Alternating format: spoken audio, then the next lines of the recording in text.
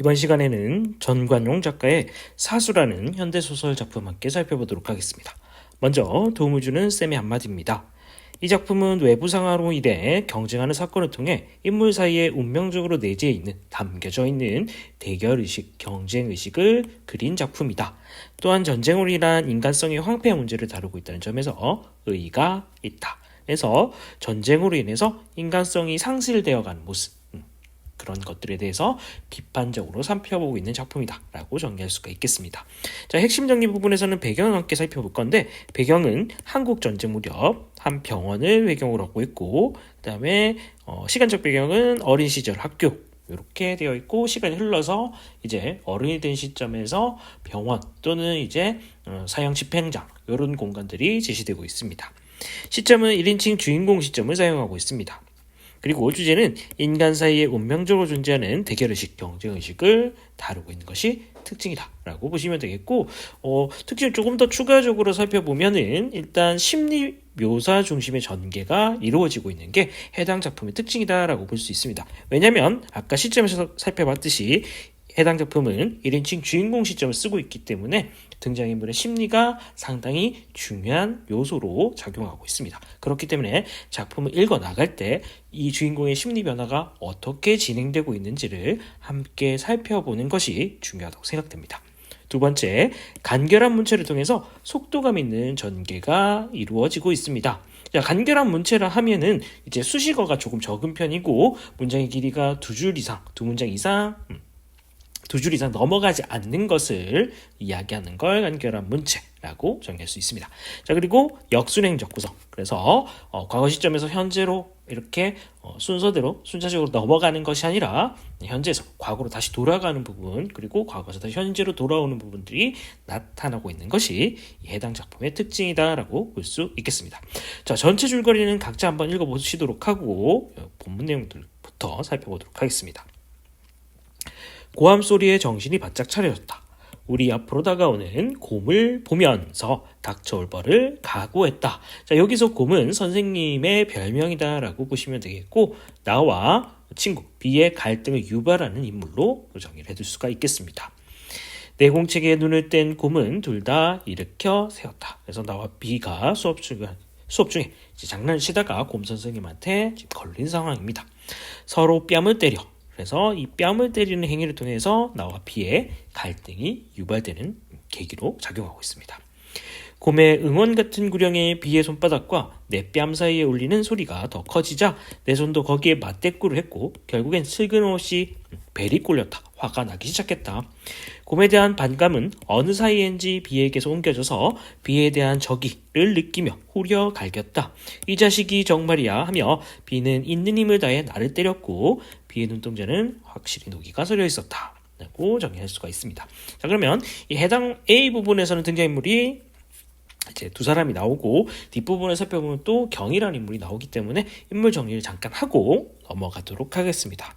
자, 인물의 특징을 살펴보면 나는 친구 B와 경쟁하는 인물로서 성적과 경의를 두고 늘 경쟁하지만 항상 패배하기만 하는 인물로 그려지고 있습니다. B는 나의 영원한 경쟁자이고 최후의 사수가 된 사형 집행수라는 뜻입니다. 나를 앞에 두고 사형을 당하는 인물로 그려지고 있습니다. 경희는 학창시절 나와 B의 사랑을 동시에 받고 있는 여성인물로 그려지고 있습니다. 자, 다음 장으로 넘어가 보도록 하겠습니다. 나도 팔에 온 힘을 주어서 B를 후려쳤다. 너 다 했니? 하고 뺨에서 콧배기로 빗긴 B의 손바닥이 지나가자마자 잉얼대던 뺨의 아픔을 넘어서 코허리가 저리면서 전신이 아찔했다. 시뻘건 코피가 교실 널바닥에 떨어졌다. 그래서 갈등의 결과, 이 코피가 나버렸죠. 그래서 나의 패배를 상징하는 소재로 보시면 되겠고, 이 피 자체가 이제 전쟁의 비극성을 상징하기도 하고 있습니다. 나를 만난 경희는 계속 울기만 했다. 그것은 오랫동안 떨어져 있다 만난 육친, 가족의 애정 같은 것이어서 그 자리에서 그와 나는 사이에는 아무런 장벽도 없는 것 같았다. 경희의 남편 B는 구출 문제보다 나에게 대한 자신의 변명 같은 호소로 일관하였다. 그래서 지금 B가 이적행위, 그러니까 이 전쟁 시기이기 때문에 남한과 북한으로 나눠져 있죠. 그래서 북한의 편에 들었다는 이제 의심을 받게 되어서 비가 지금 감옥에 갇혀 있는 상황입니다. 그리고 사형위기에 처해 있습니다. 사변통에 전쟁통에 나의 행방은 알 길이 없었고 다시 서울을 되찾은 후에 전쟁으로 서울을 되찾은 후에 우연히 만난 것이 나와 자기의 과거를 가장 잘 아는 비였기 때문에 나의 생사에 대한 수소문을 서두른 사이 나의 소식은 묘연했고 알 수가 없었고 비와의 결혼식은 정식으로 성립되었다는 것이다. 나로서는 지금이라도 경희가 비를 버리고 나의 품으로 뛰어오겠다면 받아들일 수 있는 애정의 여진 남은 부분이 있지만 아량이 없는 바도 아니었지만 몇 번이고 죽음을 직면했던 나로서 경에 대한 관심이 얼마 동안 적극적이 되지 못한 나 자신에 대한 자책이 이제서야 더욱 거세게 싹터 나로 하여금 아무 비난도 하지 못하게 만들었고 오히려 경에 대한 미안한 생각으로 가슴이 뿌듯해지는 거였다. 자, 그래서 예전에는 이제 경희가 나를 턱하지 않았다는 것에 대해서 약간 이제 불만 서운함 이런 것도 있었지만 지금은 이제 미안한 감정이 더 크게 들고 있다고 정의할 수 있겠죠. 그러나 이미 때는 늦었다. 비의 구명운동은 우리 둘의 긴급한 일로 당면될 뿐이었다. 자, 그래서 이 두 사람 사이의 사랑은 이제 둘째 문제고 이 지금 당장 우리가 해결해야 될 문제는 비를 이제 사형 집행 전에 구출해내는 것이 이 두 사람 사이의 선결 과제다라는 걸 알 수가 있겠네요. 안정장치를 푸는 쇠붙이 소리가 산골 정적을 속에 음산하다. 자, 선생님이 이렇게 나눠놨죠. 지금 장면이 바뀌는 부분입니다. 앞부분은 경희와 나가 만나가지고 비의 구명운동을 이제 어떻게 할지 고민하는 부분이었고 이 뒷부분은 이제 실제로 사형이 집행되는 사형 집행장의 장면을 보여주고 있습니다. 나는 무심결에 뒷받치의 상처에 손이 갔다. 그러면 이 깃바퀴의 상처는 아까 중력 부분에 이제 나와 있었는데 경희를 두고 이제 나와 비가 공기총 대결을 했었는데 그것에 이제 비가 쏜 총알에 내가 맞아가지고 상처가 생긴 겁니다. 호두껍질처럼 까칠까칠한 감촉이 손끝에 어린다. 지나간 조각과 단성들이 질서 없이 한 덩어리로 뭉개져져 엄습해온다. 비와 경희와 온갖 공기총과 걷잡을 수 없는 잡작한 감정이다. 견우어총 구령에 맞추어 사수는 일제히 갈머리판을 어깨에 대고 비의 심장에 붙인 붉은 딱지에 총을 겨누었다. 그래서 이 부분에서 비가 사형을 집행당하기 직전의 순간이라는 걸 확인할 수가 있겠습니다. 순간 나는 정신이 돌아왔다. 최종에는 내가 이긴 것이라는 승리감 같은 것이 가늠새 구멍으로 내어다 보이는 비의 심장 위에 어린다. 그러나 나는 곧 차디찬 의식을 부정해본다. 어떻게든 기적 같은 것이 일어나서라도 정말 기적 같은 것이 있어 이 마지막 위기에선 비를 들고 도망을 갈 수는 없는 것인가 하고 이렇게 요 페이지는 정리를 할 수가 있겠는데 넘어가기 전에 또 비와 나와의 대결의 역사 세 가지 대결이 있었는데 그걸 한 번 더 정리를 하고 넘어가도록 하겠습니다. 자, 첫 번째 대결은 아까 앞장에 있었죠. 검 선생님과 수업 시간에 서로 뺨을 때리기 했던 그게 대결의 역사 첫 번째고 그다음에 두 번째 대결은 경희를 두고 벌인 공기총 사격 이것이 두 번째 대결입니다. 그때 이제 내 귓바퀴에 상처가 생긴 거죠. 세 번째 대결은 비의 사형 집행 순간 지금 나와 있는 부분이라고 보시면 되겠습니다.